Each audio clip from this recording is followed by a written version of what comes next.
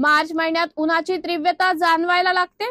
मार्च महिन्यात तापमानात वाढ होण्यास सुरुवात होते। आज सरासरी 35 ते 37 डिग्री सेल्सिअसच्या जवळपास तापमान पोहोचले होते। तापमानात वाढ होताच उष्माघाताचे रुग्ण देखील मोठ्या प्रमाणात आढळतात। नंदुरबार जिल्हा रुग्णालयात स्वतंत्र उष्माघात कक्ष स्थापन करण्यात आला आहे।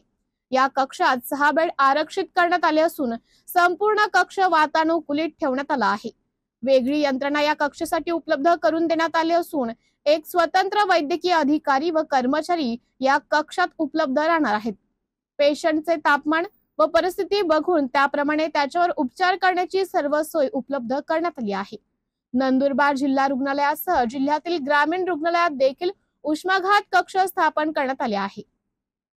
तेथे प्रत्येकी 2 बेड तयार करण्यात आले आहे। मार्च ते जून या महिन्यात उन्हाची तीव्रता अधिक असल्यामुळे नागरिकांनी उन्हापासून बचावण्यासाठी उपाय केले पाहिजे। आपण घराबाहेर निघताना सोबत छत्री किंवा टोपीचा वापर करावा। शक्य असल्यास पाण्याची बाटली सोबत ठेवावी। लिंबू सरबत अधिक प्रमाणात प्यावे। त्याचप्रमाणे डार्क व गडद प्रकारचे कपडे परिधान करू नये। जिल्हा रुग्णालयात उष्माघात कक्ष तयार करण्यात आले असून जिल्हा आरोग्य यंत्रणा सज्ज आहे।